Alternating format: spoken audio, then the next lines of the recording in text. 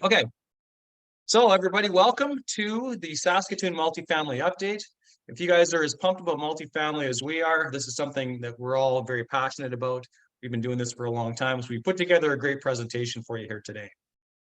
So without further ado, the agenda for tonight, we're going to do introductions, and then we're going to do an economic update. Mike's going to bring us up to speed about all the wonderful things happening in Saskatchewan. And then Kirk is going to give us a market update. He's a licensed realtor, so he has an inside track to Saskatoon. So if you guys want to know about that as well, we're going to be giving an update there. And then we're going to be talking a bit about our projects. Those of you that joined us on August the 3rd, we did multifamily tours in Saskatoon, and we purposely picked the hottest day of the year, which was 38 blistering degrees Celsius. So anyone that joined us on that tour in the sweltering concrete, I commend you for that. But we had a great time. The beer felt extra good afterwards. It was nice and cold. So we're going to talk a bit about the update on our projects since then. And there's been a dramatic shift in the market in Saskatoon as far as vacancies and rents. So this is going to be the scope of the meeting tonight. Plus, Amanda's going to talk about some creative ways she did a deal with 2% down. Believe it or not, they bought a multifamily building for 2% down. So you're going to hear about that story. And then we're going to segment to Q&A. So most of you know me. I'm from Saskatchewan originally, the Battlefords area, close to where Mike is from. I've been investing for, 23 years now. Most of it multifamily. I'm focused mostly on multifamily now. I own projects in Saskatoon and Edmonton, my two favorite markets, and I continue to invest today. So Mike's also an entrepreneur. He's got multifamily in Saskatoon and North Battleford. He's really adventurous. He's been focusing since 2018. Former veterinarian by trade. So wonderful to be partnered up with Mike. We've done a couple deals together. So I'm glad to have Mike today. And Kirk and Amanda. So Kirk, I'm just getting to know Kirk, but I'm liking good things so far. Kirk and Amanda are doing wonderful things in Saskatoon. And they're also very ethical investors. So there's also the ethical side of investing as well. So, what I really like about them is they tell their story from the tenant's perspective as well. They self-manage all their properties. So they really know their tenants more than a lot of us investors who don't. So that's kind of an interesting fact. So here's Amanda. Amanda is the A in KA. I was just saying it could have been AK-47. That would have been a really snappy title. But yep, they decided to go with that. So KA it is. So Amanda's a problem solver. I love the assets over liabilities shirt. So yeah, we're going to hear all about your guys' story coming up. It's actually 1.5% down. So I shortchanged you 0.5%. I'm sorry, I'll get that correct from now on. Almost a free building, folks. So this is a story that's unbelievable. So just going to blow through the track record here. So between the four of us, we've done quite a few multifamily deals. So I just blew through mine. Mike's are on the left, Amanda and Kirk's are on the right. So Mike's in North Battleford as well as Saskatoon, and Kirk and Amanda have some projects in Saskatoon as well as land. They're also into land development. So please enter any questions. I don't have a Q&A because this is a Zoom meeting, not a webinar, but please put any questions in the chat. I'll try to filter them out at the end and we'll go through Q&A. We're going to have a panel type discussion at the end. So try to stump us with any question about Saskatoon. We're huge nerds with this stuff. So we love the Q&A. So on that, I'm going to turn it over to Mike, and Mike's going to tell us all about the Saskatoon economy. Okay, I'm going to do my best. My voice is not agreeing with me today, so Cory may have to tag me out. So I'm going to fly through this because on these type of webinars, inevitably the most value comes from the panel discussion and the Q&A. So just want to touch on some of the highlights. Lots of you will have heard a lot of this stuff before, as the fundamentals of Saskatchewan and Saskatoon are largely the same. They just happen to be finally trending in the right direction. So for anyone that has been around investing, 2014, 15, we kind of peaked and we had a few slow years there as commodities kind of cycled. But kind of moving forward, I'm hearing people wonder if this is kind of the return of Saskaboom. Sorry, Cory, next you can roll through the slides for me. The long and the short of it is, Saskatchewan really has what the world needs. And, anytime you prepare a presentation like this, you have to go into the food, fuel, fertilizer discussion. So we're going to touch on those, but the economy does continue to diversify. I have the good fortune of sharing my life with my wife, Rosalie, who is a recruiter. And every day she basically is coming home from some meeting with some business owner or entrepreneur in Saskatchewan that is doing something super cool. And we have so many businesses that maybe don't get the media attention of the Nutrient or the Cameco, but are, playing on a huge scale, international level. So it's very cool to see. So rolling into food, I mean, basically Saskatchewan continues to be a powerhouse. We have 40% of Canada's cultivated farmland. I think most people would know that if you've been around. A lot of our crops basically going out responsible for feeding the world. AGT Foods, probably one of the most well-known. So Murad Al-Khatib won the World Entrepreneur of the Year in 2017.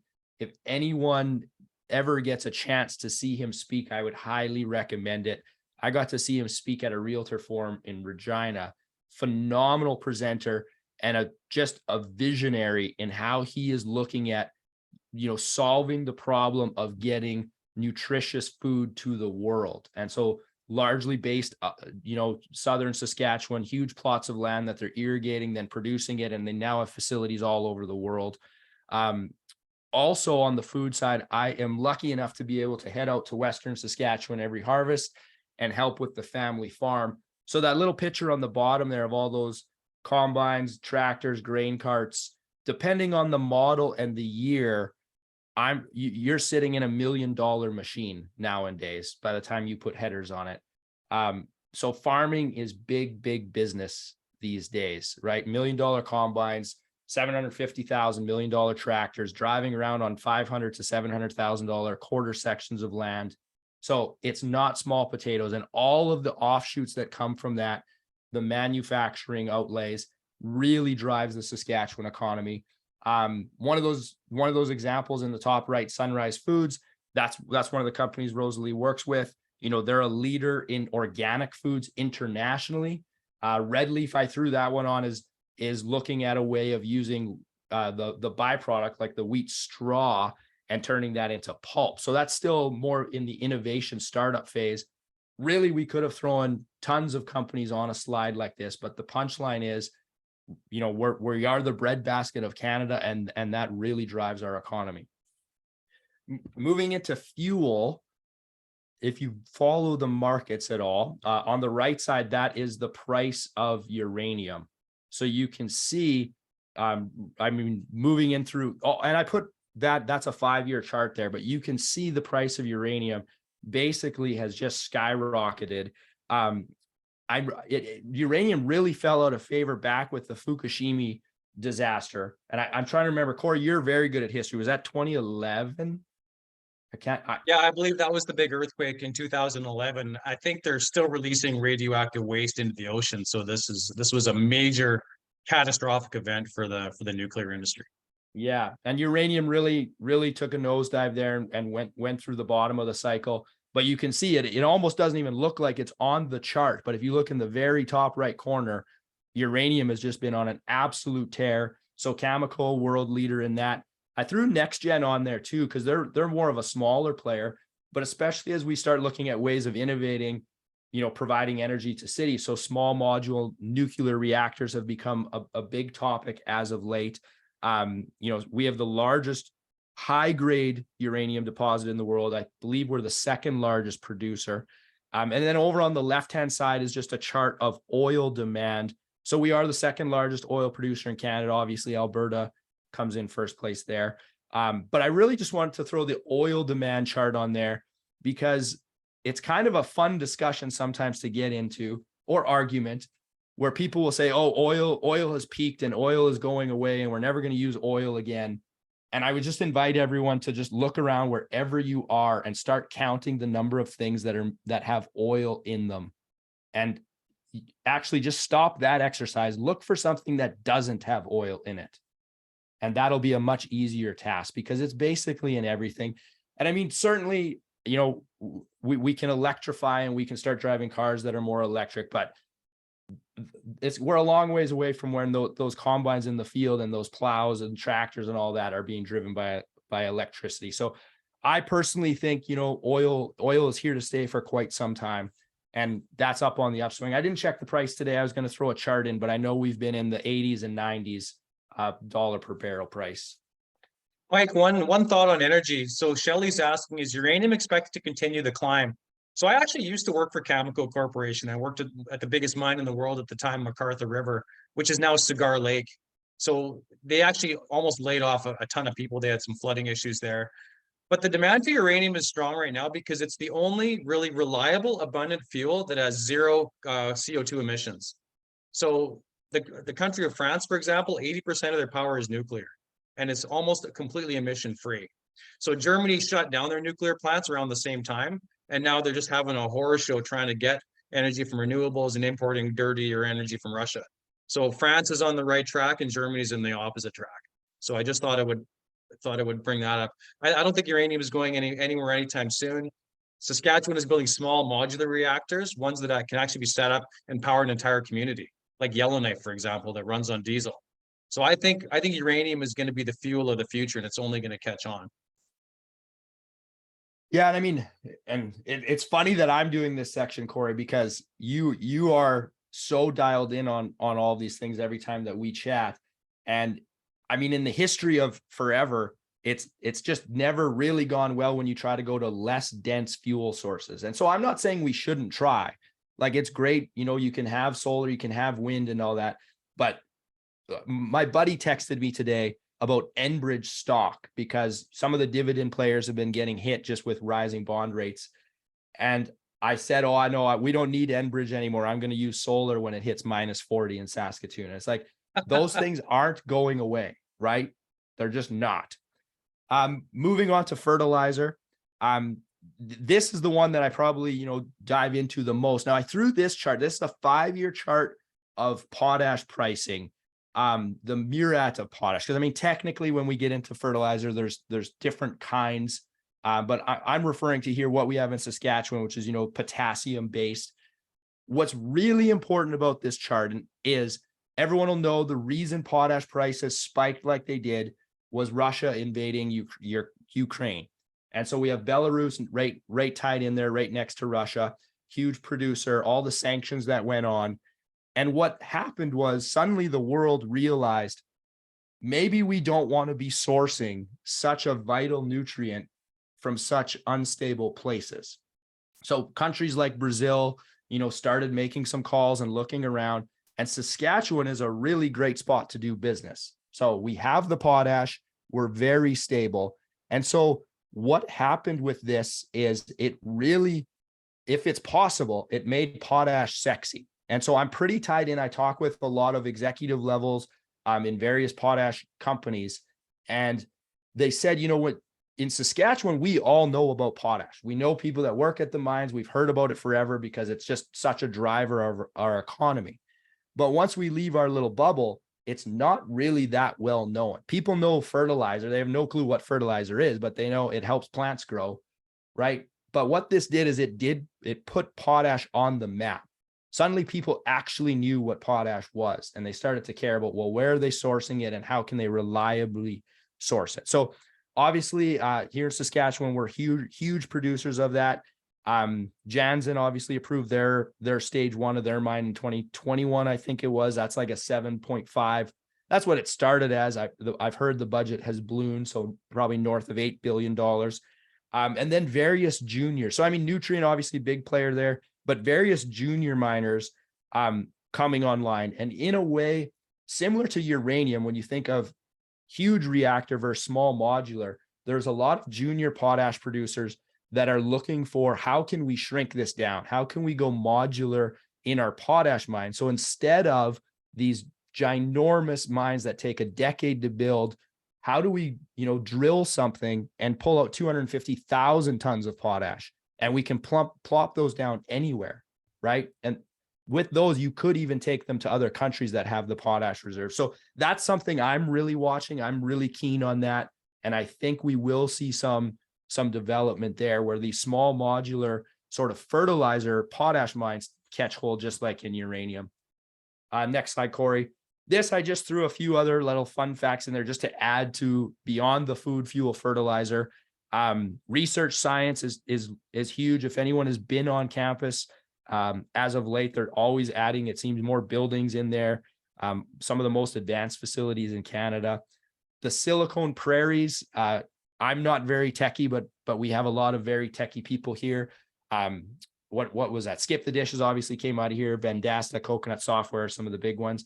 And then I threw Crestline on there. This is another fun company Rosalie works with. So if you've seen an ambulance, ridden in an ambulance anywhere, they ship internationally. It was probably built here in Saskatoon. That was one that I didn't really know about, that their manufacturing all takes place here. So translating all that into population, I know, and sorry, next slide, Cory. I know Saska Boom is a catchier headline and would get more clicks, but I think we're more like Saska Steady would be maybe a more accurate, because our population just continually churns upward. You can see we do have a good uptick here. I mean, unfortunately, a lot of that is with what's going on, Russia, Ukraine. There's more immigration. We do have a very large Ukrainian population. Saskatchewan just passed over 1.2 million. We had one of our record quarters ever in terms of growth percentage. And like I said, this is fueled largely by net immigration. But as I was digging around for this presentation, we also do really well on natural increase. So just natural birth rate. We are a little bit above average there. We do still lose some people next door to Alberta. I'm not gonna argue on Alberta is a very strong province. So we will see some immigration out that way, but largely people are flowing in. And then my final slide, one of my personal favorite resources. I check in on this one all the time. This comes from RBC, is just the affordability. So down at the bottom, I have some of their stats of basically ownership cost in percentage in various markets. So you can see for yourself, obviously Edmonton, very affordable, but some of those other ones, Vancouver stands out as very unaffordable. And the punchline there is Saskatoon was sitting around 32.6, which for as long as I've been involved in real estate, it is, sat in that 30 mark. So, and I know, Cory, we chat about this all the time. This is both of our kind of favorite reports that come out. Yeah, well said, Mike. I mean, not many places in the country, 30 to 40% of median of household income for housing. But yeah, you make a strong point there about affordability. And, this is the recent rent chart. So this is one that just came out. This is the September 2023.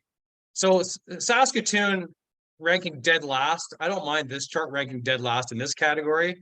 Not like North Battleford being first for the crime index, but we're talking about Saskatoon here. So you can see, I mean, we're number 35. It only goes to 35. So the one bedroom rents for September, 1,055. 2 bedrooms are 1,241. And as you're going to see shortly here, we're closing in and probably surpassing those already as we speak, just because there's such a low vacancy. And I see Jorg said, he said, go Riders. So I have my little Rider bell here too. So we're hoping to win a couple more games and at least make it into the playoffs. So we'll see what happens there. So with that, I'll turn it over to Kirk for the real estate side. Now we're getting economics behind us. So Kirk, if you want to just say a few words of what's happening in the real estate industry. Yeah, for sure. I guess with everything going on, and I know when it comes to buying homes and that, I know it's a little unnerving when you see, interest rates and whatnot go up, whether a person would think variable. So like,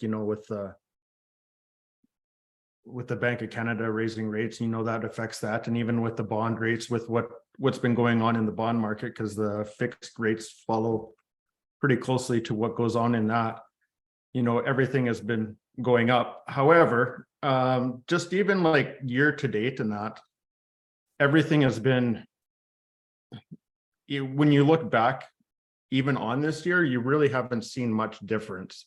Like, people are being a little bit more cautious. However, the numbers, would say that it's business as usual. And a lot of that contributes to like what you guys just touched on as far as affordability and that goes, because yeah, Saskatchewan is one of the most affordable places to live.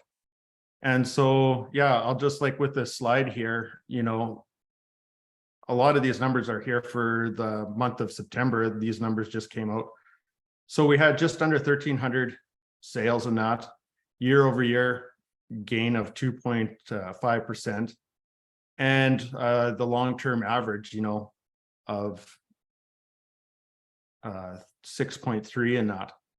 So, you know, a lot of what's even driving things too is the lack of inventory. Our inventory levels were over 12% lower than, you know, as year over year. And then even the 10-year average, like we're almost 30%, we're 32% below the 10-year average in that. And that's been kind of the thing that's been a fairly steady theme, even like through, you know, the past, you know, this year and even last year and that sort of thing. So even though with interest rates, with what they have done and whatnot, you know, things are still clicking along in that. There is definitely, you know, a lot more competition. Well, a competition due to the lack of inventory. There was a note made by the SRA, which is the Saskatchewan Real Estate Association, which really keeps track of all of this and what our, you know, all our sales go through. So, yeah, so it's been a strong September in that with sales and yeah, with the supplies, you know, like again, with the inventory and whatnot. So Saskatoon as a whole, well, I guess going back and just even touching on, so even right now, like our inventory levels, like you can see that as Saskatchewan as a whole, it's like 4.8 month a supply. So what that means is that, you know, with what's on the market today, it would take approximately 4.8 months to sell that. And so usually, you know, I guess there's different opinions in that, but kind of where you would say a balance would be like closer, you know, 7-8 months supply in that. And so, yeah, we're quite a ways from that. And as you can see there too, also, you know, the lowest level since 2009 here. So, and then when you kind of target in to Saskatoon and that, you know, still again, strong sales throughout Saskatoon and that, and then our supply too is like, you know, even lower. And when you really start to dial down on that, and I guess even like, I know, like we'll touch a little bit more on it too, but even like, because we self-manage that, I know with our rentals, there's been times where, you know, as far as when we'd go to advertise for a suite turn and that, there'd be, well, it got to the point where we wouldn't even respond to everybody, because I think the one suite was like over 200 responses or something like that. Yeah, each of them this fall. Yeah. So like we, you know, it got to the point where it was like, you know, it was like, if you want to see the suite and that, it was like, you know, you got to send your application in. And so that was essentially kind of like how we like filtered through everybody, you know, on I guess like one of our things, because of, you know, such a heavy response or heavy demand and that sort of thing. So I think the intriguing thing about this right now is that we're talking about the lowest supply levels since September 2007.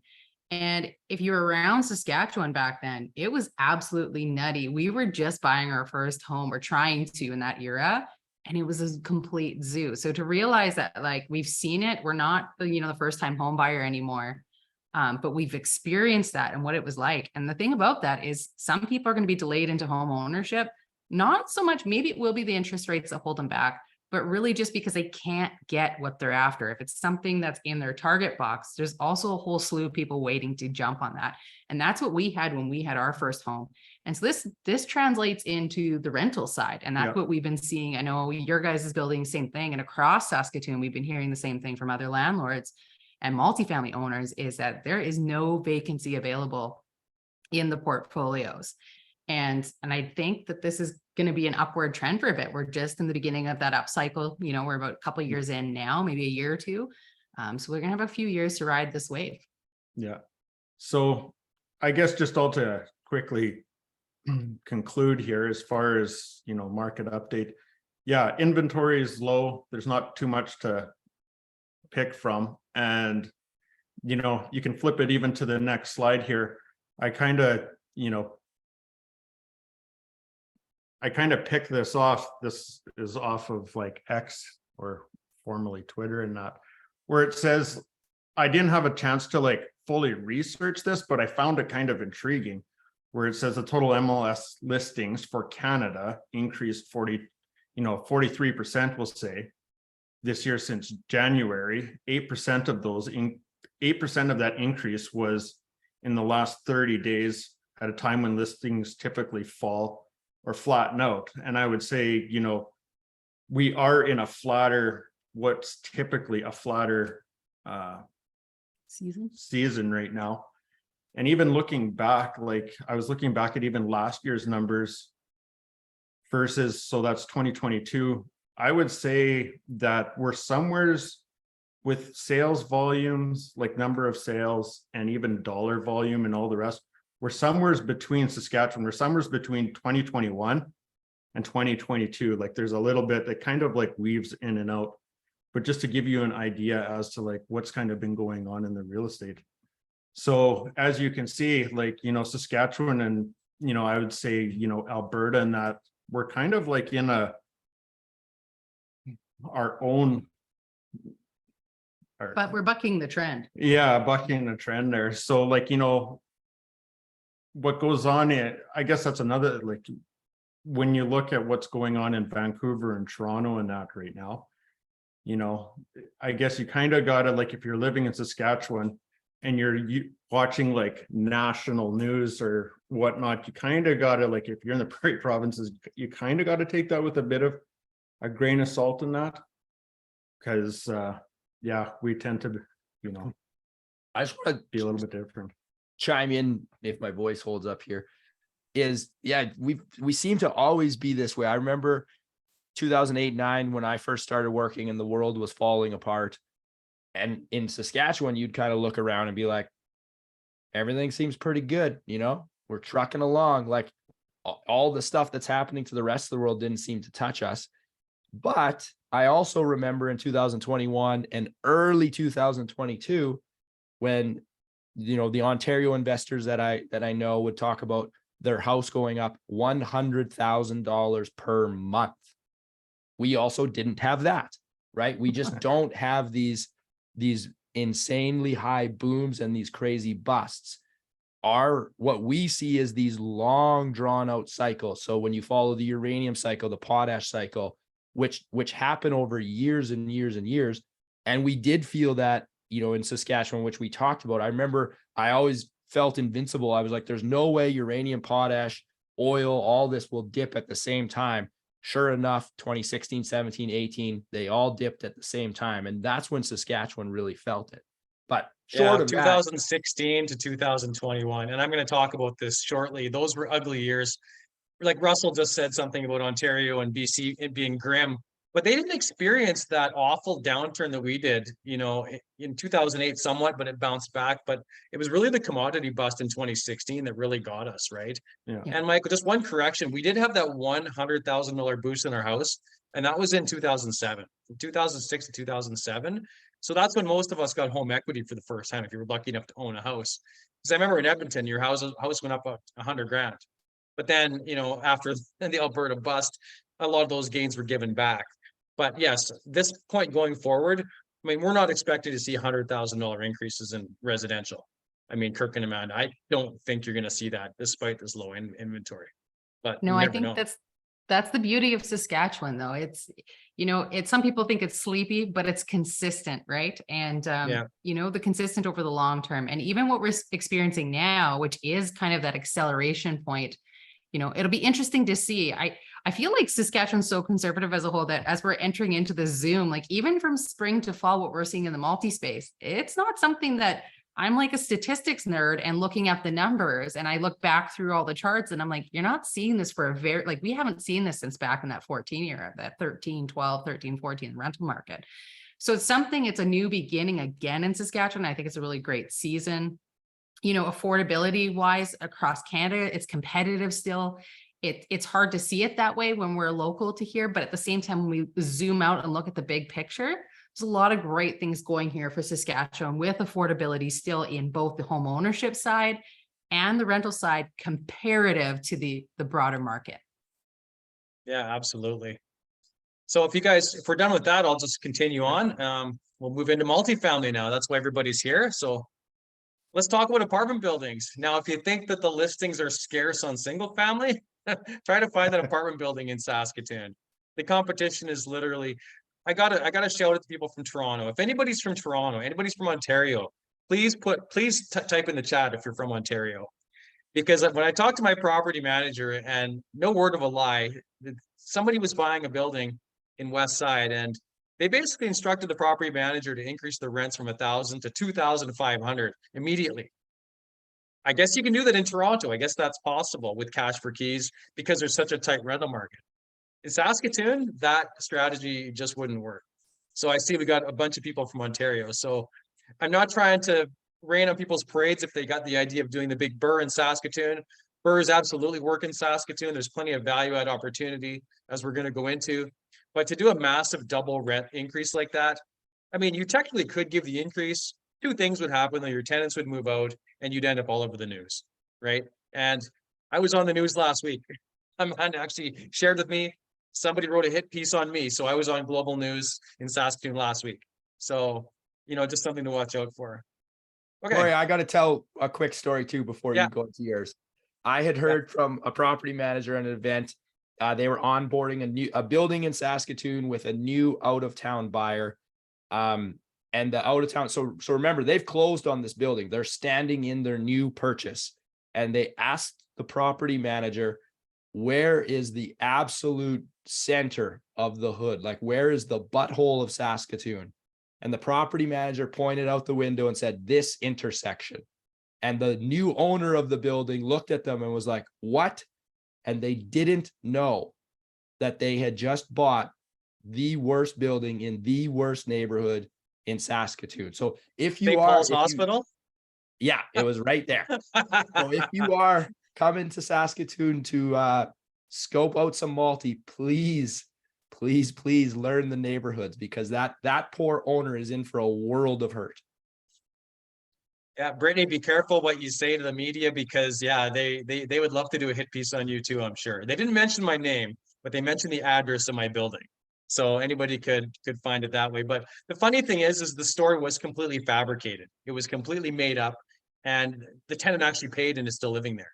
Like, it made it sound like we were kicking this person on the street. So anyway, don't believe what you see on the news, folks. Pleasant Hill is a great neighborhood. Yeah, I think that's what you're talking about. Anyway, I'm going to move on with the presentation. So those of you that joined us in August, I see a few of the names here. I think I saw Mark Bender there was one of the guys. So I want to thank you guys again for joining the tour. We did manage to tour 6 buildings. I'm just going to give a brief update on that. So this is the building on Shaven Place. So this is over by the center at Circle and 8th Mall. There's a little cul-de-sac there called Shaven and Luther. It's a decent area, but it's kind of a little bit of a rougher pocket, you know, mostly rental area. We do have the nicest building there now, but it wasn't always like that. So if you look at the rents, so the pro forma rents, basically what I had promised my investors in red and what actually happened in blue, are completely different stories. So I lived through absolutely hell on earth. We had massive vacancies. Our rent roll averaged less than $20,000 for right up until 2021. So things started to change around there. You know, the vacancies started to tighten. I got new management, and then we started to go up to get to that $1,000 a month mark. But it was a rough ride. So anybody who owned real estate or multi from 2016 then in Alberta, or pretty much anywhere in Alberta or Saskatchewan, knows exactly what I'm talking about. So rent roll today, I'm at, you know, almost 26,000. By the end of the next year, we'll be at almost 29,000. So that's basically a 45% rent bump. And like what Amanda was saying, we are only at the beginning of this rent bump. You know, it tends to go in 10-year cycles. You know, we hit a peak, we drop down, we slowly creep back up again, and we eclipse by a little bit, and then we do a little bit of a dip again. You know, very similar to Alberta, but Saskatchewan is more stable. You can pull up a CMHC trend and go back 50 years. And you can see rents going up about 2-3% a year, steady, less than 5% vacancy. I mean, you can almost set your watch to it. So for stability, Saskatchewan is excellent. Like a lot of people that haven't invested here, they see these commodity cycles and they would, no, I'm not going to invest there because it's risky. Well, I disagree. I mean, being from the prairies, I mean, risk is your perception. Like Brittany's, she's a local investor too. Amanda and Kirk and Mike, I mean, we'll invest here all day long. So here's my other building. This is Mansard Terrace. So this is on 8th Street. This is kind of in a funny area. It's between Broadway and Dufferin, which you would think is a good area, but it's a little bit rough from having some tenant issues, but we got most of it cleaned up now. We did tour this building. It's a 14 unit, but it's a very odd layout. It's got a carport in the back and it's 4 stories. And I had some boiler issues, but the biggest thing was decks. So I had to basically replace every single deck. This was around a $40,000 hit. And believe it or not, this was something that didn't show up on the engineering report. So when you do your building condition report for multifamily to get your financing, they usually give you a schedule of repairs. In this case, this wasn't even on here. I mean, I probably could have went back and sued them, but this is something when you're doing your walkthroughs, make sure you look with your eyes open, peel back everything you can. Russell just did a comment there. He knows exactly what I'm talking about. These are huge gotchas in multifamily, specifically deferred maintenance, roof, boiler, parking lot, decks, windows. These are huge gotchas. So something to be aware of. So on Mansard, rents are up a lot too. Pretty much the same as over at Chabon. We have a very similar tenant profile. So effective rents have essentially gone from 833 to 1,208 as we speak now. So 2-bedroom rents in Saskatoon right now are about $1,250. I think Amanda's just getting 1,100 for a 1-bedroom. So they're going up fast. I mean, we have not seen these kind of rents. We're already eclipsing 2014 levels. So we basically lost 9 years of rents, and now we're back to where we were, and then we're starting to gain. So back over to you, Michael. Okay, awesome. I'll go super fast on this one. So this is Avenue B North. So for those that don't know Saskatoon, this is on the west side. So this is just west of Idlewild. That's kind of the dividing line and west of the river. Roll into the next slide, Cory. This is my before. This is the after picture. Now I'll show you the before picture. This is what the property looked like when we bought it. So we bought it very, very distressed.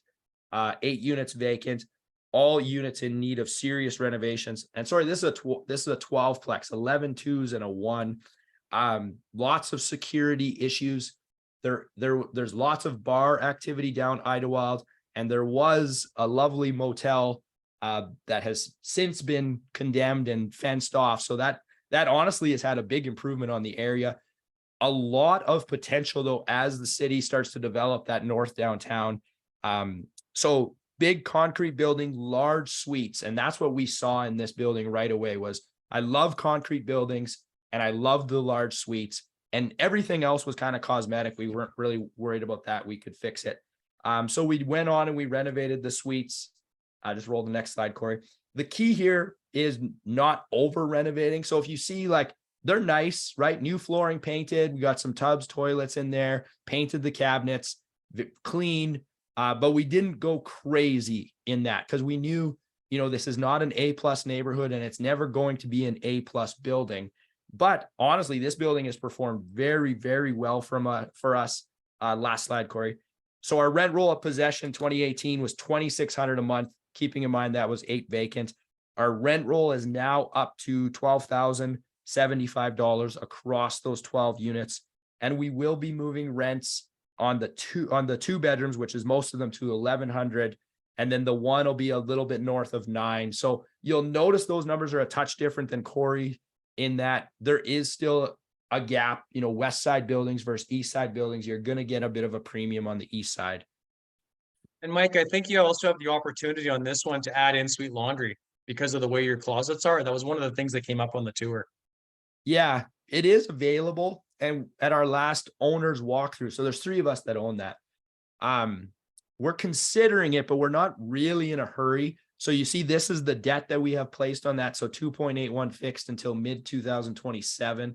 So currently this building is really performing well, right? Like very cash flow positive, paying down that mortgage. So for the foreseeable future, I think we're going to kind of ride this and, put some reserve funds away, just because coming out of those last years in Saskatoon, it's nice to be on the other side and build up some cash. Into my other building. So Hopkins. So this is over on the east side of Saskatoon, Avalon, nice neighborhood. Next slide, Cory. I purchased this in 2019 off a yellow letter campaign. This is not my yellow letter. This is, I guess, someone off the internet if you're trying to see what it says. I did purchase that privately with a $725,000 vendor take back.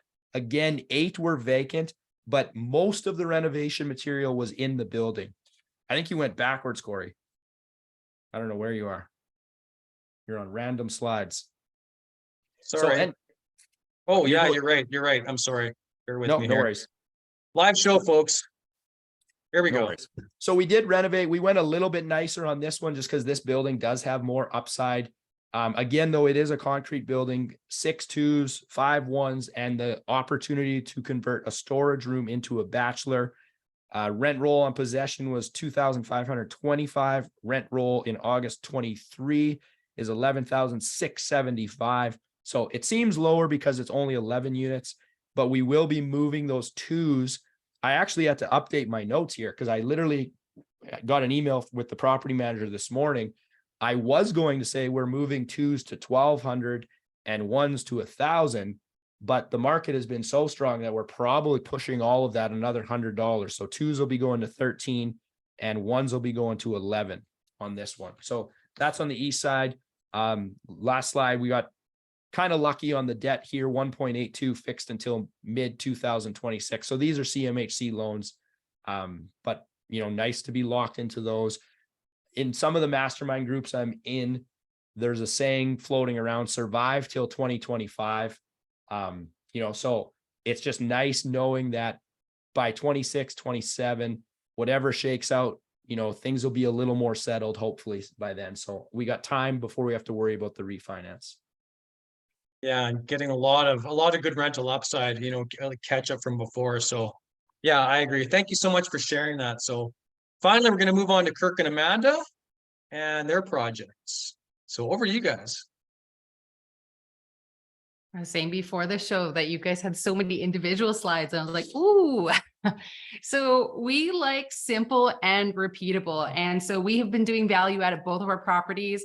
But we basically rinse and repeat the same paint, the same tiles, the same flooring, you name it. We just keep going doing the same. You can kind of see it's a bit cut off here, but essentially on the bathroom on the left, that was a hoarder suite that we had when we took over. But the building itself was a concrete building. It's brick. It's really solid quality building. We've just been upgrading suites with vinyl plank. And then another thing we've shifted from is the darker suites. That's what they started with. We have started brightening them up to paint them this bright white. So some are still the original, mid-century brick and some are white. But the reality is we don't need to be ripping apart things, pulling things out. Same thing with the cabinetry side. We've weighed the pros and cons to replace the cabinetry, but overall it's in relatively good, it's in good condition. So paint just to update it and then swapping out appliances that are really old. We have mostly white appliances in the building. But at the same time, there's a few instances where it did switch out a bit, but it's that simple, repeatable. We've increased the rents here from $10,300 when we took over, and we're around $11,495 now on the rent roll. And was it $9,300? I got that wrong. It was 93. Anyways, Yeah. I'm like, that Yeah, it was doesn't sound like very much. 93. It was 93. So it's kind of been increasing that slow and steady, and the majority of that has been this year. So up until now, we've just been seeing those kind of slow, steady increases. And then it was this year that we were really starting to see that big shift in the rent rolls on this property. Oh, I'm trying to switch the slides. Can you hit the next one? So one of the neat things about this property is that we actually use the VTB. So it's the story of the 1.5% down. If you were out on the tours in August, we shared about it. And it didn't start off as the plan to do this, right? And so if you're not familiar with what a VTB is, it's a vendor take back mortgage, it's seller financing, seller carry, all the same term for the same thing. You can think about it as a mortgage or a loan that the seller carries, and it can be registered as a mortgage on title or done as a promissory note. We like we did ours as on title. We like to protect both parties, and we're looking for win-wins to make sure that, you know, people feel comfortable in what they're doing, right? And we want to make sure that there's something of accountability on both sides. In terms of terms, and this is the fun part about VTBs and why you should be using them, is that you can set the terms, you know, to whatever you agree to or is mutually beneficial. So we always look at like the win-win scenario. So perhaps for the seller, the benefit would be a deferred tax component. Obviously, they would have to talk to their own accountant about that. Maybe it's just ongoing cash flow from a property that they've already enjoyed cash flow from a long time. So we started the process on this. You know, the initial intent was, I guess we weren't really pro VTB. We weren't necessarily against it. We just didn't see the point. And as this deal came together, we hit roadblocks, and it was just necessary to get the VTB in place in order to keep going, because I guess I thought that the grain bin out back, we're going to laugh more about us being farmers here in Saskatchewan. Saw somebody ask if you need to know how to run a combine to invest in real estate. And the answer is yes in Saskatoon, but no, I'm just kidding. But essentially, we had a situation where we were coming from the residential mindset and not realizing some of the commercial rules that were in place. And so in order to keep financing or even get financing rolling, we needed to free up capital. And our intention was to sell some stuff, and we had some partners coming in. And I thought we could just do that in time for closing. It wasn't a big deal. Well, it wound up being a big deal. And so I was like, if they consider investor capital to be free capital, would they consider a VTB? So I'd already broached the subject with the sellers a while back about the possibility of it in the future. So I went back to them and asked for it. We were able to come to an agreement, and I was able to send a signed commitment letter back to the lender who was happy with it, and we were able to move on. So if you want to hit the next slide, I think there's one more on it. So the one thing with this VTB is we actually wound up putting it with conventional lending, or CMHC lending, I guess. And we tied that, getting the 85% LTV, and we were able to get a 13.5% VTB, and CMHC had to approve it. So we were able to come together on that and actually come up with 1.5% down equity contribution, which I say it was easier to buy this building than it would have been to buy a suited bungalow in Saskatoon with your 20% down. Yes, CMHC must approve that second mortgage, and they did. And the big thing is that the business made sense. And so one of the big things you might want to do is, in terms of for the leverage and the flexibility, is to set your VTB to your goals. Now, right now, the rules have changed with CMHC. So you really need to know what your plan is going forward, how you're going to exit on that VTB, what are your options before going down that road. And we always talk about being nimble and flexible. So it's like, realize that rules can change. And from the time of us starting our financing to even closing on the deal to our first year of ownership, and then from that first year of ownership to now, there has been so many rule changes at each one of those eras. And so it's really important that you stay up to date on those as you're planning, so that you have the ability to keep growing your portfolio, and make sure you have the terms that make the most sense and that are going to work inside your portfolio. But we set ours up as interest only, and it matched in line with the duration of our CMHC loan because we're putting long-term financing in place. If we were doing something shorter and then flipping into CMHC, we would have aligned our VTB with that. But you can use that VTB in conjunction with traditional lender financing as a second mortgage behind the primary lender, provided in the multifamily space that it is approved. And it probably is in the residential space as well. But it's super important that in the commercial space that you are very above board on everything, because every single year they're going to ask you for your financial statements. They're going to ask you for your personal net worth statements, and they're going to ask everything about your business every year until you're done your loan with them. So there's no sense thinking that you're going to hide something. It's important to be upfront and honest about what you're doing, and so that you can keep growing and not hit a roadblock or a big problem down the road. Do I have one more yet? Yeah, well said, Amanda. I'll just jump in on there. So yeah, CMHC has been a merry-go-round with rule changes. But yes, we absolutely, they basically ask you for almost like your children's dental records every year. Like it's literally, literally everything, but the kitchen sink. So yeah, I mean, it was questioned on here, and I have to answer this at this moment because it was asked, can you Airbnb and do midterm rental, shorter midterm rental? And I've heard mixed reviews on this. Like some people can because you want the cash flow, But I heard it's a huge no-no with CMHC.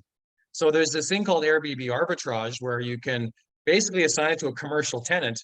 So the CMHC doesn't know about it. It just shows up as a commercial tenant.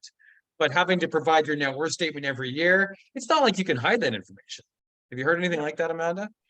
I think it's one of those things where you have to look at your certificate of insurance.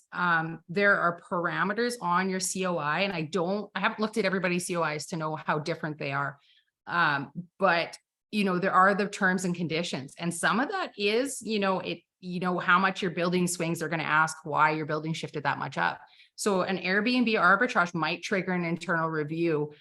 If you're in an affordability product, you'll definitely run into some alarm bells or some issues, and maybe even get kicked out of the program. So I don't know the total negativity. I do know that your certificate of insurance lays out how you are insured and what you need to do in order to stay in good standing. So I would definitely, if you're doing that with CMHC, it's one of those things I'd really review that. Even talk to your broker if you use one to clarify some of those things and get the questions answered direct. And then the other one beyond that is the insurance policies. And our insurance is very specific with CMHC. And so that could run into roadblocks, as well as finding a insurance provider that covers short-term rentals. And you might be fine in the midterm realm, because the midterm realm might not look quite the same as short-term, right? But that could also fall into the tenancy laws thing. So I guess it's one of those things that I just say, err on the side of caution. I wouldn't plan that as being the way to make your business plan viable, because it might not be feasible. And if you can do it and it's a bonus and that's an avenue you want to go down, we like hands off. Yeah. We like as low touch as possible on the portfolio. The goal is to keep growing, but at the same time, I would explore that and ask the questions before getting in trouble later in the commercial world. Because it's not like in the residential world where it's a little bit oops, I'm sorry. It's you should know better. Yeah, I know. Well said. And that makes a ton of sense. So you mentioned the COI, certificate of insurance, but also your commitment letter from the lender. Yeah. What did you sign when you were getting your loan? What did you promise to do? Or more importantly, what not to do, right? Yeah, that's super important. So our next project, so we bought that one April 1st of 2020, which was the 12-unit walk-up. And then the next one was 8 months later, and it wasn't quite as chaotic as going from pulling conditions March 1st of 2020 to owning April 1st of 2020. There's a lot of uncertainty in that era. But we continued to grow that year, and we added this other property. It's 12 units. They're kind of garden style. They all have their independent entrances. But once again, it's when you first get the idea of rentals and, you're going to do value add, you might immediately go to the HGTV side. And it's not like we want our places to be a dump. We don't. We want quality. We want to bring just a bit more than maybe our competitors are, but we don't need to go over the top so it is magazine worthy every single time. And so you can have quality finishes, comfortable spaces, and still meet your targets without blowing your budget. So in this property, we wound up leaving the dark trim. Some people would pull it all out, put all the new white trim in. We thought about it and we realized it wasn't going to change our rent roll, whether we pulled it or we left it. So we sucked up our pride and we left it. And it's something that we can easily shift down the road if we do want to paint it and start that maintenance process. So what we did do is we switched to vinyl plank on a lot of these units, not all of the units, but majority of the units that we turned during the process of the lift period. We had a 2-year goal to drive the value. And so as units turned, we basically updated the countertops, new plumbing fixtures, and the bathrooms were the big one, putting, the new toilets in, the new flooring and the surrounds to bring them a little fresher and a little nicer. And really make these as low maintenance longer term, which is what the flooring, getting rid of those carpets, really brought us to do. So we were actually put minimal actual dollars into each of these units and achieve a 40% lift. And I would say from a conservative standpoint on this property in less than 2 years. And so the really cool thing about that is that, you're able to pull out all that equity, refinance it in, and then that money can be redeployed into more multifamily, more units, and bringing better quality units to the market. And so this property, it's one of our, we had a blast with this one, I guess. It's always fun to complete that cycle, especially as newer to the multi-space, right? And, just realizing I laughed, I made this meme a little while ago and put it on my Instagram, but It's when you're watching HGTV and you know that's not how it's like in real life. And it's so true. So really scale your expectations. What's your target market? Who's moving into your suites? Do they need the certain level? Are you in a neighborhood that demands it? Is that what your competitors are doing? Is it necessary? And it's one of those things where you can defer some of that for down the road. Maybe it's not the coolest kitchen in the place, but these are really great, spacious, nice, clean suites. We're able to hit our targets, still offering quality, affordable rentals to our market. Yeah. The one thing that I wanted to add about this property, and especially if you're like a numbers nerd and that sort of thing, the cool thing about this one is because it is 2 sixplexes essentially operating as a 12, but 2 sixplexes beside each other.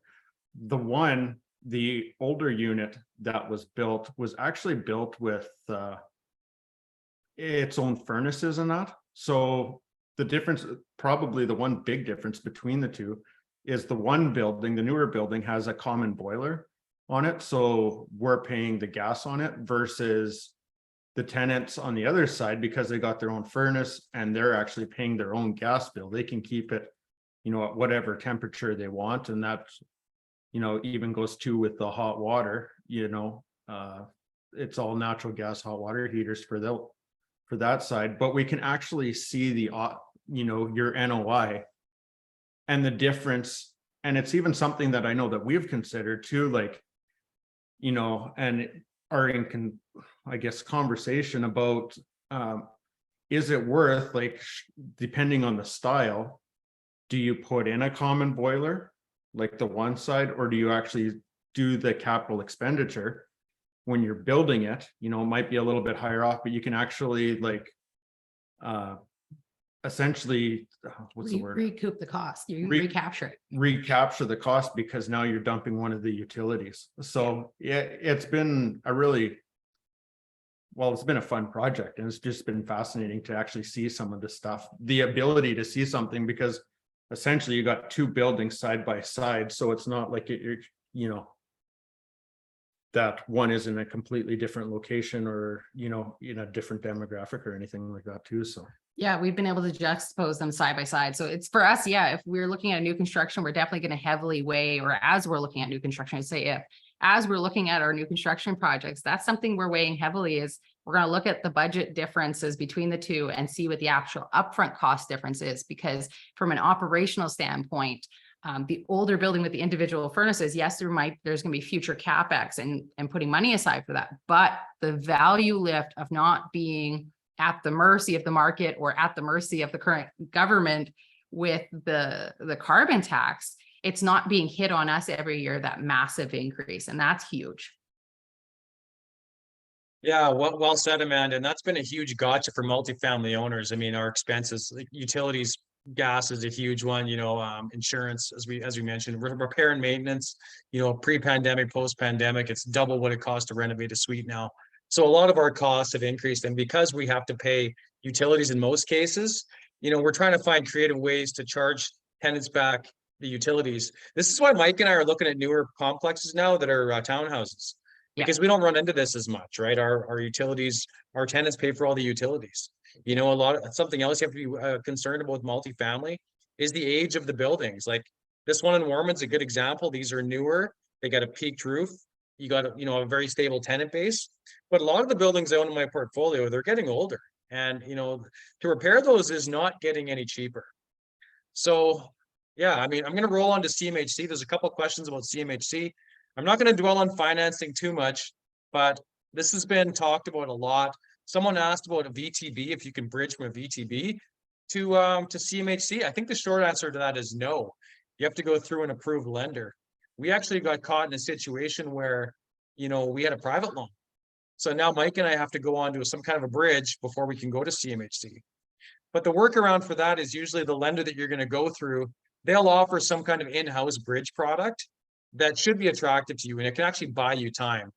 So for 2 reasons you would do that, because if you're purchasing a building, a vendor's not going to wait 6 months for you to close, right? So with this product, you can close right away, and then you close like 6 months later when your CMHC comes in. Not close, but I mean, go on to your CMHC financing. So the bridge loan they give you is around prime plus a half. They charge a half a point fee.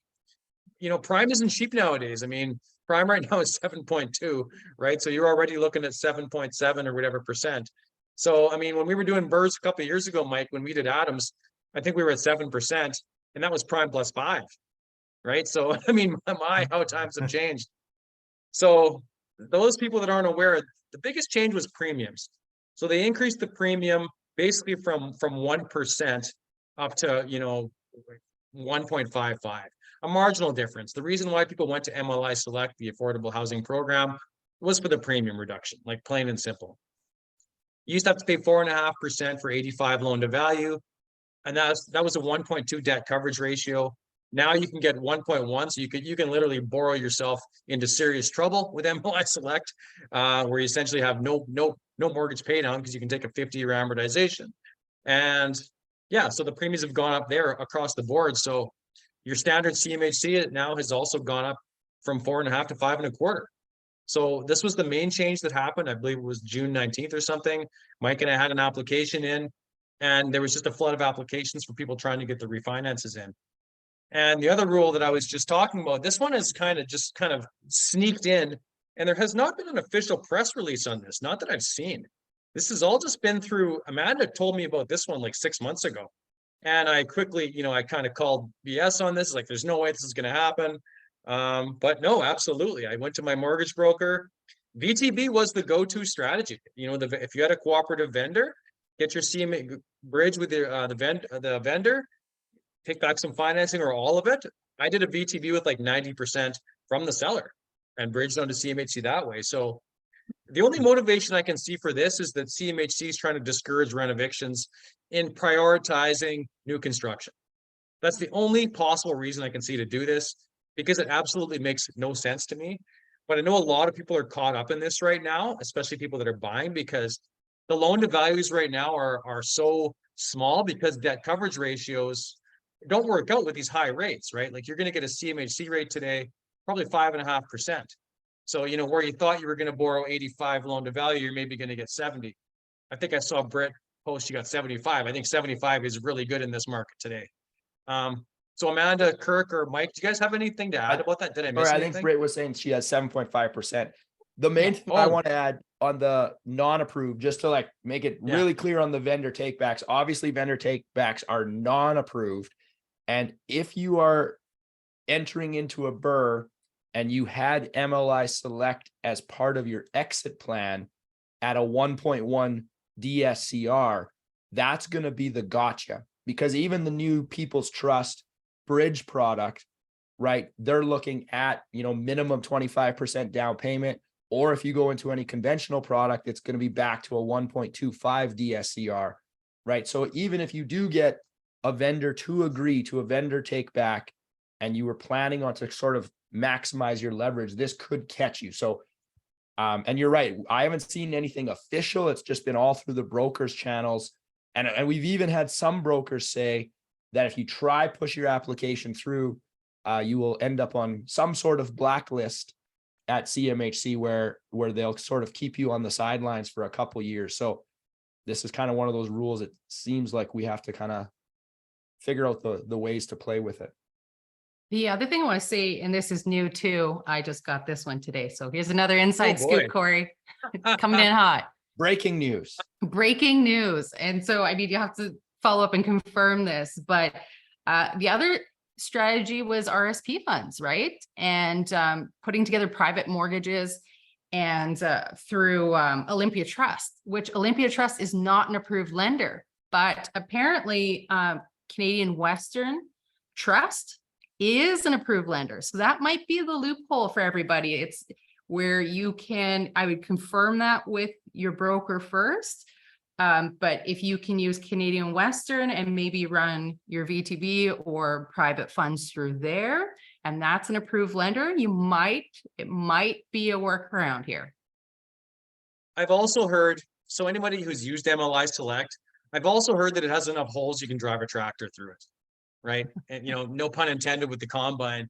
So, I mean, yeah, you have to supply this rent roll, but there's ways, people are finding ways around a lot of these rules. Now, I'm certainly not advocating to do that. I'm just saying that it's happening in a lot of cases, and they just keep moving the goalposts. Like it's almost to the point where, Harbor Mortgage, they were the biggest bridge lender in Canada.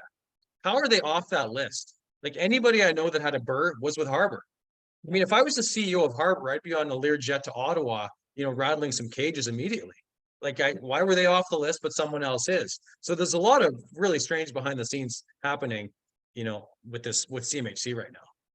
What's If I happening was- to CM? Oops, sorry, go Well, on. I was gonna say, if I was the CEO of Harbor, I would hire you to go because I would love to see that. Because I love when you get fired up over stupid government policies. The government policies reminds me of my son, and I'm going to give an analogy. We have a screen time rule in our house, and it is Saturday mornings only. And so he's picked up this obsession with this camera, and he likes to use this camera. Well, he recorded his favorite TV show onto the camera. And so he's watching it on like this little 2-inch screen. And he's like, hey, mom, check this out. I've got my favorite show on here. And so it's kind of the whole loophole thing where it's like, I'm allowed to use my camera. So I'll watch my videos here because my camera is okay. So, and it's like, is it okay? So it's kind of like the whole with MLI or CMHC. I'm not advocating, cheating the system, but there are scenarios where it's like, what is the actual rules and what are the actual policies here? And I think that's where a lot of investors are going down that road, whether they're staying in the white area or if they're wandering into the gray and maybe the dark area. I don't know. I'm not the judge of that, but I think that's probably what's happening because everyone's kind of figuring out, like you said, those holes that are missing. And it's like, well, we're allowed to do that. You didn't say no. Awesome. Some great stuff. So we do have some questions flowing in. This will be your last opportunity for questions. I just have a few more slides to go through, and then we're going to take some Q&A from everybody. I have a panel type of discussion. We are over an hour, so I'm going to be as brief as I can. I wanted to just talk about Summit coming up here. So I see a lot of you on this chat. Put in the chat, have you guys got your tickets to Resilience yet? I know there's a ton of people on here. I saw your names that have already got Resilience. You were Resilience last year. So this is going to be a 2-day event. This is happening next weekend, not this weekend. So this is off the charts as far as value. So we're going to have 10 sessions. We're going to be talking about, everything from short-term rentals, densification, multifamily, commercial. I'm going to be talking about recession-proofing my portfolio. I just talked a little bit about that today. So there's the QR code for that. So we're having that next week. I'm going to post a link to the chat at the end. And there's a discount code. If you use the discount code Saskatoon, you'll get $25 off. So this thing is only $75. It's for the whole weekend. There's a gaming feature. You get to win a bunch of prizes. Like we have multifamily tickets, a bunch of Airbnbs, some education packages. So there's a really lot of great stuff. And it's a really great networking event to meet other investors. It's kind of like this, times 100, although this has been a fabulous call. So the first day this is going to be all about opportunities and is it a challenging market? And what I learned on this call is real estate is very cyclical and it's also very geographic, right? What we're talking about is happening in Saskatoon. In Ontario right now, it's full on Armageddon. I mean, if you go on Twitter, you would literally think the world is coming to an end. So it's very regional and, very cyclical dependent. So this is why this summit is great because there's representation from all across the country. There's strategies in Ontario that people are still doing right now, like with incredible success, short-term rental, mid-term rental. So as I mentioned, I'm going to be talking about recession proofing. My good friend, James Cannell, he's an expert on densification. He's done a ton of these in Edmonton. He's guided, hundreds of people through this process. So you want to see how to do that. In BC, there's a huge grant that they just put out. I think Russell might know more about this than I do, but it's basically they're giving $50,000 or $40,000 grant to build a secondary unit. As long as you rent it at market rent for 5 years, then you get to keep the money. So it's a huge game changer for BC, where we have extremely unaffordable housing. And as well, Dahlia is joining us again this year to talk about financing, because the mortgage roller coaster, I can't even imagine being a mortgage broker right now. Like they must be just getting questions daily. So the Sunday is going to be shifting into growth mode. So Elizabeth Kelly, my co-host, she has a repositioning an underperforming asset. She basically took a commercial building that was losing money and turned it around to cranking out 30 grand a month. So she's going to talk all about repositioning. I heard this saying the other day with real estate, you don't make money on the buy, but you make money on what you manage or how you use the property. So it's not necessarily that you have to buy to buy it at a certain price. If you're creative enough, you can turn it in. You can create your own investments versus buying them. And I thought that was a really nice way to look at real estate. Mike Ponte, if you guys know Mike, he's a raising capital expert. He's going to be talking all about joint ventures and raising capital. And we also bringing in some securities people because this is becoming like insane on Facebook and you name it, Instagram, like people syndicating, raising capital online, and very dangerous, folks. Don't do that. We're definitely not advocating that. Although Mike and I are currently raising money for our own limited partnership. We're using Graham Bar as well. So this is a good session just to listen in on how you stay on the right side of securities laws. We mentioned, I think it was Olympia Trust, not Olympia Trust, but there's a lot of these other companies that are in hot water now over things like this, right? So we really want to stay on the right side of this, black, white, and gray, just avoid the gray areas. I mean, it's easy to go around that. So we have a social media guy on this year because I didn't know anything about social media. I mean, I'm not really big on, doing these kind of things, but he's going to show you all about how to promote your business online, something Amanda's very good at. And then we have Gary and Adriana talking about how they've, modified their life for their time. So we got a great show coming up. There's the website there. I'm just going to punch the link in the chat when I close this off here. Again, if you use the discount code Saskatoon and get your ticket, I would love to see everybody there. This is something that we may not put on next year, but again, I want to thank everybody for checking this out, and hopefully I see as many of you as I can on there. And with that, I'll swing it over to Mike and see if we have any questions. Did we miss anything? Oh, sorry. When you went off screen share, I lost my chat. I'll just bring it back up. Okay. The first one where we jumped off, I think, was what is the LTV in Saskatoon like? And I said, we'll let Amanda chime in. You're probably the most equipped to answer that one. Yeah, I would say that we have a pretty balanced, I mean, compared to Canada, we are fantastic in the sense that we're pretty balanced. We haven't had major issues at all, I would say, in terms of with tenancy issues. And I think a lot of that comes down to your managers as well. But overall, we have rules and we have reasonable timelines. It's never quick enough for either party, I'm sure, when it goes through a system, right? But I think overall, Saskatchewan's really strong that way. We have good in terms of no rent controls. Our market really is the rent control here. It's not like somewhere where you're going to be jacking your rents $1,000. Sure, you can go ahead and do it. You probably won't have any takers. But maybe, I don't know. So it's kind of one of those things. We don't have rent control. We do have rules in place for how soon you can raise month-to-month rent tenants. The 6 months if you're part of an approved association like the Saskatchewan Landlord Association, or 12 months if you're not. And that would be if you're hiring a licensed property manager, like you're from out of province and you're hiring a licensed property manager, they are going to have accreditation, or they should have, because you're not allowed to property management or do property management for people unless you're approved here. So, or an owner. But yeah, so I guess, yes, in the long and short, yes, we're one of the best, I would say, in Canada. Yeah, I like that. Some people think it's automatically 6 months, but you do have to be part of that landlord board. You have to be part of that association before you can do that, right? Yeah. So Sid asked a good question. Sorry, go ahead. One, that's easy. You fill out a form basically, and you're in. Yeah. Okay, Sid asked a really great question here. To increase the value in multifamily, other than the rent, other than your NOI, what other major factors in property to increase the value on an appraisal? I thought that was a really good question. Use an appraiser that's going to give you a high value. Yeah. Right? Start with the right appraisal. That's never gone poorly for anyone. No, Well, never. I guess the only thing is like, well, rent. I guess the other thing is your expenses, making sure that your expenses, because that's directly affects your NOI. Property managers. Yeah. So making sure that, your expenses are, in check, trying not to have leaky toilets or taps, or That's a big one.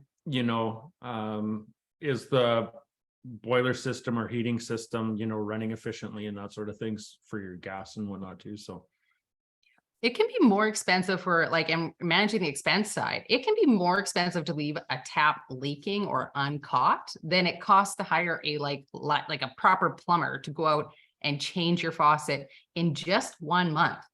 So you multiply that across the year. So it's like, it's one of those things that you don't mess around and you spend your money on your maintenance where it makes sense and keeping your property up. And I think maintenance expenses and keeping it doesn't mean not doing maintenance. It means doing your maintenance quickly and efficiently and keeping your building up and keeping those expenses down. So Brittany asked a preferred appraisal. It's not Brunsden. I've used Brunsden like 5 times. The old man Brunsden retired, and now there's someone else. You guys use the same one. I think you and Amanda, you and Mike have used the same appraiser. But I can't remember who that was. Was it Suncorp or something? Yeah, I've used Suncorp on the commercial side.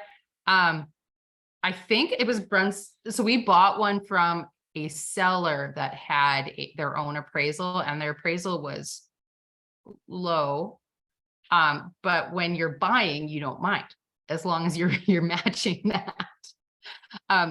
Yeah, so I think one thing is Saskatchewan had some issues with some appraisal things, so I don't know if I'll speak too much to that, but it's really, I think, being realistic about your building's value. And because in the long run, if you get a higher appraisal than your building's actually worth, it could actually hurt you if you're getting too much financing to actually carry that, right? So it's something to be aware of, I think.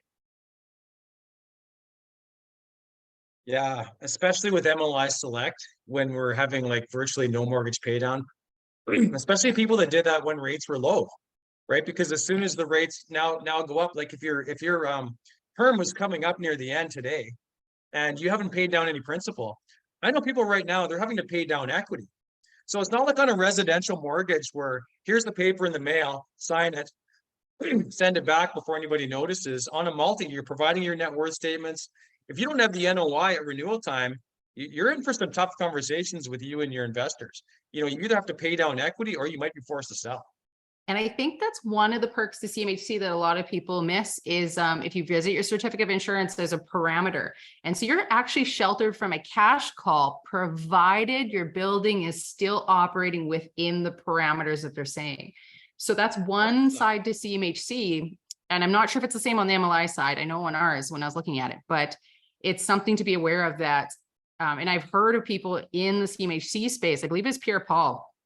He actually had a cash call asked of him in a CMHC loan, but him being an underwriter was like, no, I know the rules. And here, if you look at this page, you'll see that I don't have to do that. So it's really important to know the rules and what's in your policy and actually read through those things so that you know how to stand up for yourself and your property if you do hit those turbulent times.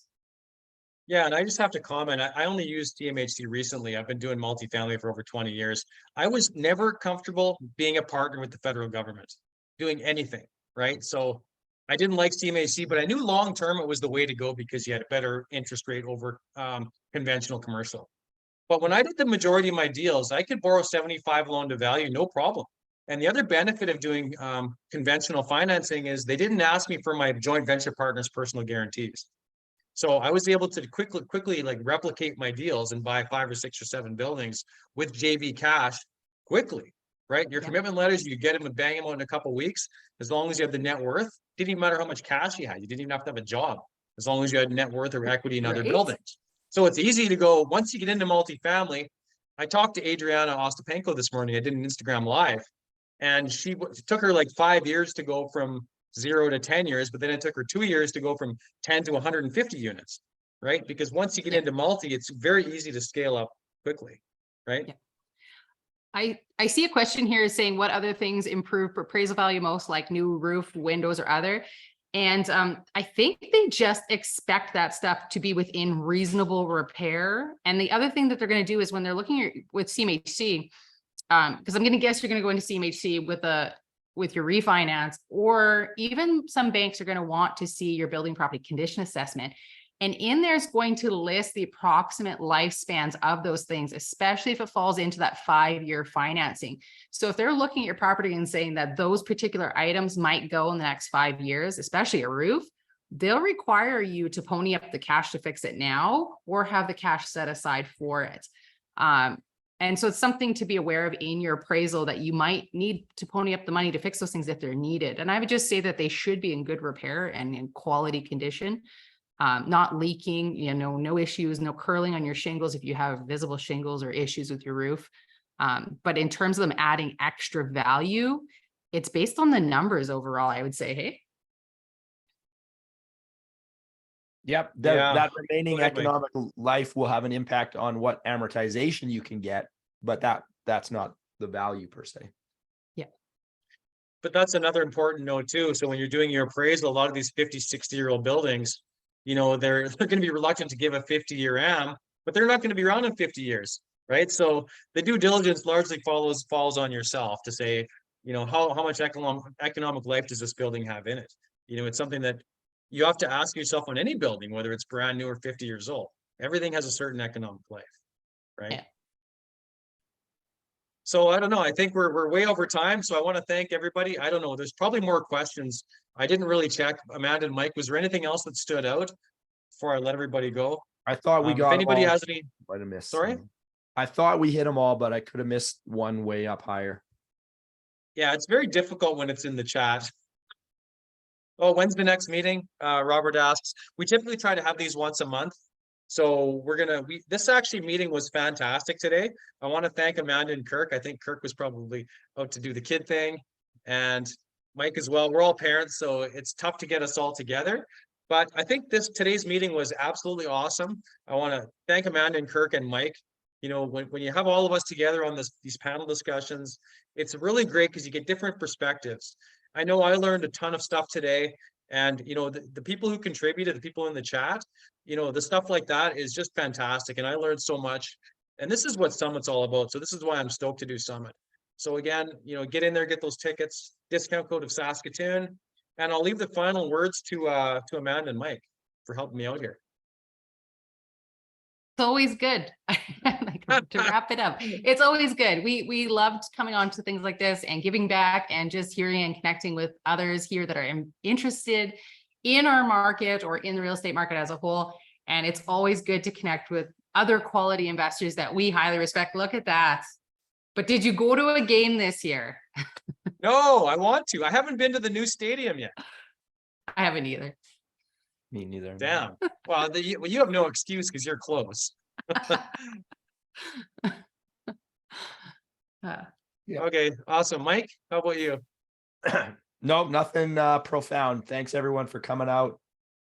Yeah, we just enjoy doing these. So there'll be more. Yeah, Mike's having a bit of a cold right now. He's also just bought himself a new house, and he also just had a new baby recently. Well, so he's coming up got on his a hands year. full. It's the new house that's been smoked in. That's what's destroying my voice and my throat. And it's another baby. The house is another baby. Okay, thank you everybody for joining us. We're going to try to do this next month, maybe the end of October. If you guys like this, just hit us up on social media. Our contacts were there somewhere. If not, the recording is going to be sent out. The recordings for Summit are yours to keep forever. So if you end up missing sessions, I forgot to mention that. So don't worry about missing sessions. You're able to log in and log off. No one can stick around for the weekend, so you get to keep the sessions. So on that note, I want to wish everybody have a great evening, and we'll see you at Summit.